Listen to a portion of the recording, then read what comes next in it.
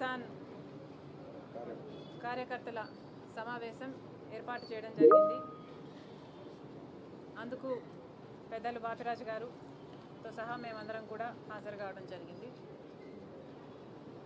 ఈరోజు రైతులు పడుతున్న ఇబ్బందులు చాలా అధికంగా ఉన్నాయి మన రాష్ట్రంలో.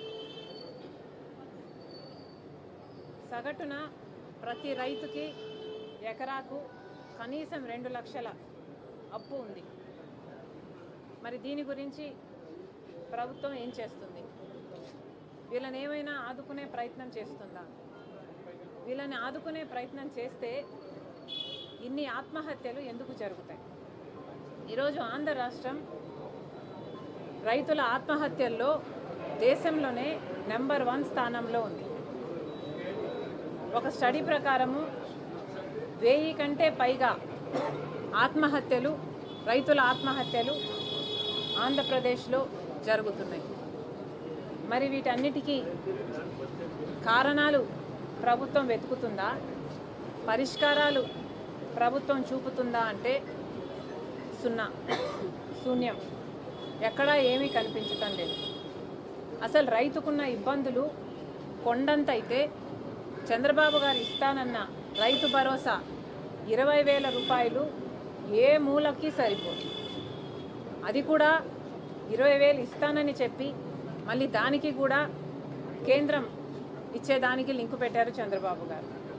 మరి ఇలా ఉన్నప్పుడు రైతు ఎలా బతకాలి? ఒకప్పుడు రాజశేఖర రెడ్డి గారు లేదా కాంగ్రెస్ పార్టీ అధికారంలో ఉన్నప్పుడు రైతుల రుణమాఫీ దగ్గర నుంచి రైతులకు ఏ కష్టం వచ్చినా మొట్టమొదటి సంతకమే రాజశేఖర రెడ్డి గారిది రైతుల కోసం. ఉచిత విద్యుత్ మీద పెట్టాడు, విద్యుత్ బకాయిలను మాఫీ చేశాడు. ఎన్ని రకాలుగా సాయం చేయగలిగితే అన్ని రకాలుగా రైతు పక్షపాతిగా నిలిచాడు రాజశేఖర రెడ్డి గారు. గిట్టుబాటు ధర ఉన్నింది, మద్దతు ధర ఉన్నింది, పంట నష్టపోతే పంట నష్టపరిహారం ఉన్నింది, ఇన్పుట్ సబ్సిడీ, ఎరువుల మీద సబ్సిడీ, డ్రిప్ మీద సబ్సిడీ, యంత్రాంగాల మీద సబ్సిడీ, ఇలా అన్నీ ఉండి నష్టపోతే నష్టపరిహారం కూడా అద్భుతంగా ఇచ్చారు, బాకీ లేకుండా ఇచ్చారు. కొన్ని పంటలకైతే మద్దతు ధర మీద బోనస్సులు కూడా ఇచ్చారు. కానీ ఇవేవీ ఇప్పుడు లేకుండా పోయాయి. అసలు రైతులకు ఆసరానే పోయింది, వ్యవసాయంలో సాయమే పోయింది. అసలు రైతు దిక్కులేని స్థితిలో, భరోసా లేని స్థితిలో ఈరోజు ఉన్నారు. పంట నష్టపోతే పంట నష్టపరిహారం కాదు కదా, కనీసం పరామర్శించేవాడు కూడా లేడు ఈరోజు రైతులకు. మరి సర్కార్ ఇంత ఘోరంగా పరిపాలన చేస్తున్నప్పుడు ఒక్క పంటకు కూడా మద్దతు ధర ఉండి కూడా దానికి చట్టబద్ధత లేకపోవడంతో అసలు ఆ మద్దతు ధరకు అర్థమే లేకుండా పోయింది. మిరపకు 12,000 రైతులకు ఇస్తామని చెప్పారు, ఇస్తున్నది 6,000.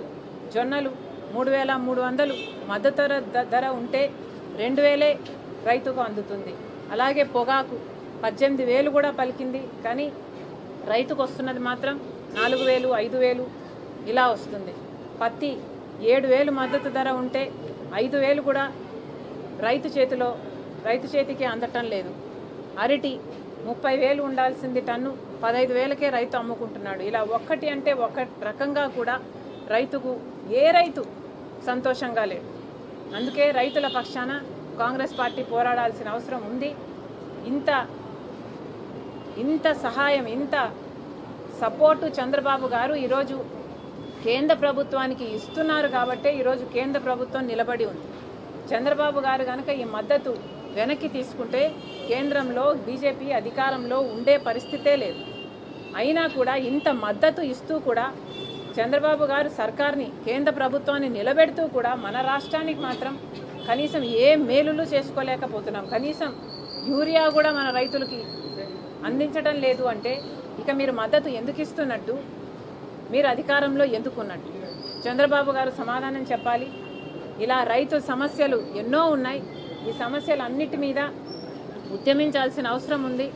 కాంగ్రెస్ పార్టీ ఈరోజు తీసుకున్న నిర్ణయం ప్రకారం కిసాన్ సెల్ తరపున రైతుల పక్షాన ఎన్నో ఉద్యమాలు ప్రతి జిల్లాలో, ప్రతి నియోజకవర్గంలో రైతుల పక్షాన నిలబడి ఎక్కడ ఏ అవసరం ఉంటే అక్కడ రైతుల పక్షాన కాంగ్రెస్ పార్టీ పోరాటం చేయాలని, అవసరమైతే అక్కడున్న సీనియర్స్ని, ఇంకా అవసరమైతే నేను కూడా వెళ్ళి రైతుల పక్షాన నిలబడి పోరాటం చేయాలని నిర్ణయించడం జరిగింది.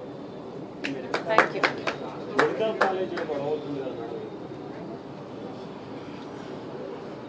మెడికల్ కాలేజీలకు సంబంధించి కాంగ్రెస్ పార్టీ మెడికల్ కాలేజీలని ప్రైవేటైజ్ చేయడాన్ని తీవ్రంగా ఖండిస్తుంది, తీవ్రంగా వ్యతిరేకిస్తుంది. వైసీపీ ప్రభుత్వం జగన్మోహన్ రెడ్డి గారి అధికారంలో ఉన్నప్పుడు మెడికల్ కాలేజ్